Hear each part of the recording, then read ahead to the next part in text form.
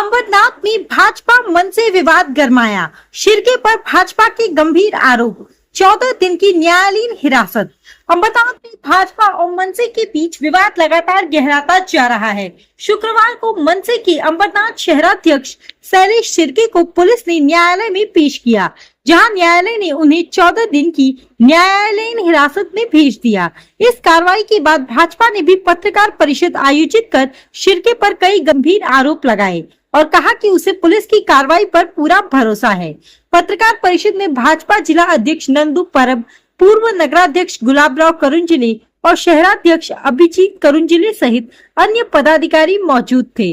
गुलाबराव करुंजले ने आरोप लगाया कि शैलेश शिर्के का संबंध मंचेकर गैंग से रहा है और उनके खिलाफ पहले भी धारा 307 के तहत मामला दर्ज हो चुका है। उन्होंने कहा कि मौजूदा मामले में भी शिर्के के खिलाफ धारा 307 के तहत मामला दर्ज किया जाना चाहिए था। भाजपा नेताओं ने आरोप लगाया कि शिर्के और उनके साथियों ने दलित महिलाओं के साथ मारपीट की। भाजपा के मुताबिक जिस स्थान पर यह घटना हुई वहां भाजपा का कार्यालय है और उस समय कार्यालय में घर घर तिरंगा अभियान को लेकर भाजपा कार्यकर्ताओं की बैठक चल रही थी।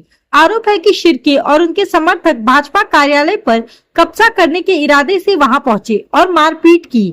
वहीं भाजपा जिला अध्यक्ष नंदू परब ने स्पष्ट किया कि यह विवाद मराठी और गैर मराठी का मामला नहीं है। उन्होंने आरोप लगाया कि शिर्के के ही कार्यकर्ताओं ने उनके वाहन में तोड़फोड़ की और इसके बाद भाजपा नेताओं पर ही आरोप लगाए जा रहे हैं। भाजपा ने पूरे मामले की निष्पक्ष जांच की मांग करते हुए पुलिस कार्रवाई पर भरोसा जताया है। दूसरी ओर मनसे के जिला अध्यक्ष अविनाश यादव ने भी चेतावनी दी है कि यदि पुलिस ने उनकी शिकायत दर्ज नहीं की तो रविवार को पुलिस स्टेशन पर मोर्चा निकाला जाएगा। ऐसे में अंबरनाथ में भाजपा और मनसे के बीच राजनीतिक टकराव और बढ़ने के आसार दिखाई दे रहे हैं।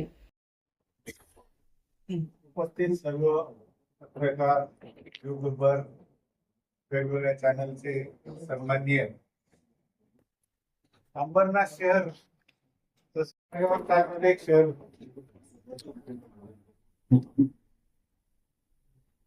काही वर्षापूर्वी मनचेंद्र टोळी नावाची टोळी अंबरनाथ आणि ठाणे जिल्ह्यामध्ये सक्रिय होती आणि त्या टोळीचा बिमोड पोलिसांनी केला, परंतु त्याच्यातले काही भांडवल आज या ठिकाणी आहे आणि त्या टोळीचा सदस्य म्हणून शैलेश शिर्के हा त्या टोळीचा सदस्य। वास्तविक आता याला शिक्षा लागलेली आहे, कोर्टाने याला 7 वर्षाची शिक्षा दिलेली, अनेक गुन्हे दाखल आहेत आणि इतके गुन्हे दाखल असून सुद्धा तो उजळ माथ्याने सफेद कपडे घालून अगदी केंद्रातला मंत्री सारखा तो फिरतो। 5-25 पोरं जमा करणं, क्वार्टर पाजणं आणि लहान मुलांना वापर मार्गाला लावणं हे त्याचं काम। छत्रपती शिवाजी महाराज शिवाजीनगर हे कष्टकरी, दलित, शोषित, पीडित लोकांचा एक विभाग आहे। सर्वसामान्य लोक तिथे राहतात आणि रोजगार कमवतात आणि अशा ठिकाणी त्या चोर माणसाची दादागिरी त्या ठिकाणी असते गोरगरिबांची, की जेणेकरून त्यांच्यावर झालेला अन्याय फक्त सहन करायचा, पोलीस स्टेशनला तक्रार देण्याची सुद्धा त्यांची हिंमत नाही, एवढी त्याची दहशत। संपूर्ण शहरामध्ये विकास कामाला विरोध, प्रत्येक कामामध्ये त्याचा विरोध, MIDC मध्ये हप्ते घेणं, बिल्डरच्या नावाने तक्रारी देणं आणि मग साठवणूक करून त्यांच्याकडून खंडणी वसूल करणं, असे अनेक गुन्हे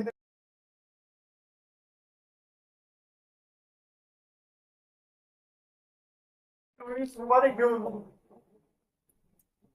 गाळा खाली करणं, प्रॉपर्टी खाली करण्याचं काम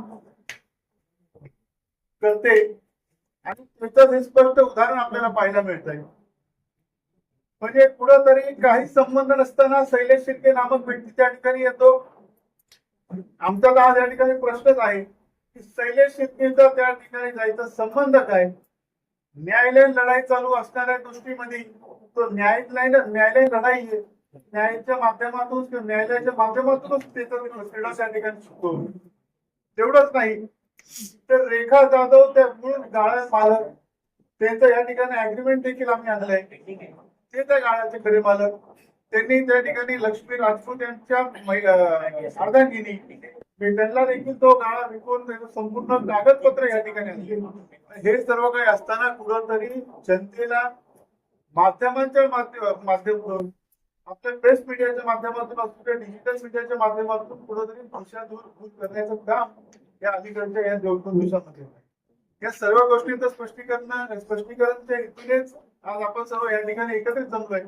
आणि आपल्या भारतीय जनता पार्टी कल्याण जिल्ह्याचे अध्यक्ष नंदूजी बनप साहेब, भारतीय जनता पार्टीचे राज्य परिषद सदस्य अंबरनाथ नगरपालिकेचे माजी नगराध्यक्ष गुलाबराव धनंजय पाटील साहेब, तसेच आपले अंबरनाथ नगर परिषदेचे नगरसेवक सर्वच या ठिकाणी आम्ही उपस्थित आहोत. आणि ह्या सर्वप्रथम जे त्या छत्रपती शिवाजी नगर त्या परिसराचे घडलं, जे अमानवी पद्धतीने संतोष शिंदे तसेच लक्ष्मी चव्हाण यांना जे मारहाण करण्यात आली, आमच्या भगिनींना तिकडं त्यांच्या जातीवर त्यांच्या भगिनींना कोणत्याच प्रकारची गरिमा न पाळता त्यांना शिवीगाळ करण्यात आली, त्याच्याबद्दल सर्वप्रथम मी निषेध आणि खंडन व्यक्त करतो.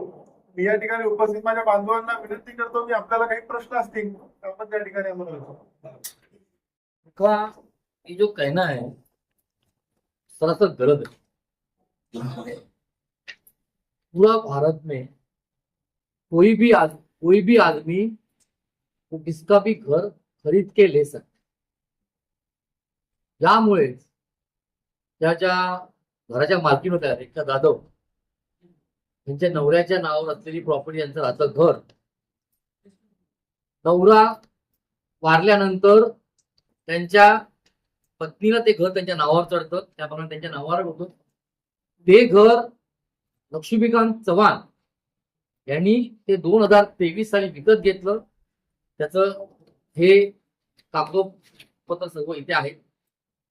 यामध्ये 2023 ला घेतल्यानंतर अंबरनाथ नगर परिषदेने टॅक्स लागलेलं त्यांच्याकडे तुमच्या नावाचं टॅक्स आहे, ते टॅक्स भरत आहेत. म्हणजे मला एक सांगायचं आहे, नवऱ्याची प्रॉपर्टी ही बायकोची होणार का भावाची होणार, हे पहिलं आपण सगळ्यांनी ठरवलं पाहिजे किंवा प्रशासन ठरवलं पाहिजे. पण वाद कोणामध्ये होता तर जाधव परिवार, त्यांचे भाऊ परिवार, त्यांचे भाऊ, या दोघांमध्ये कोर्टामध्ये वाद होतील किंवा काही विषय असेल.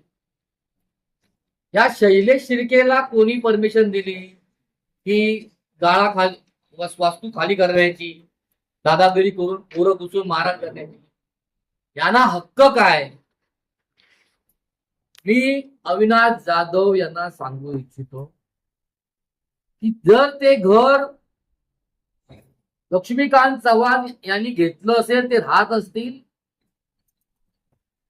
त्यांना तुम्ही तुमच्या कार्यकर्त्यांनी मारलं, मग संतोष शिंदे हे काय कोण आहेत? मराठी आहेत, उत्तर भारतीय आहेत का साऊथ इंडियन आहेत? याचा पहिले शोध घ्या. तिथे असणाऱ्या महिला ज्यांच्या हातावरती टॅटू होता आंबेडकरांचा, डॉक्टर बाबासाहेब आंबेडकरांचा टॅटू होता, त्या कोण आहेत? त्या मराठी आहेत, उत्तर भारतीय आहेत का कोण आहेत? तुम्ही शोधून काढा. उगाच मराठीचा डंका पेटून एखाद्या गुन्हेगाराला पाठी घालण्याचा प्रयत्न करू नका. माझं तुम्हाला एक सांगणं आहे, हे अंबरनाथ शहर जर अशा मुळे त्रस्त असेल आणि तो जो व्यक्ती तुमचा पदाधिकारी असेल तर यापेक्षा नामुष्की तुमच्यावर उडावलेली नाही. गुंड प्रवृत्तीची लोक तुम्ही सांभाळता. अप्पांनी सांगितल्याप्रमाणे मंचेगड टोळीचा तो सदस्य होता. म्हणजे इतकी पार्श्वभूमी असताना सुद्धा तुम्ही त्याच्या पाठीमागे उभे येऊन राहता. मला तुमचं नवल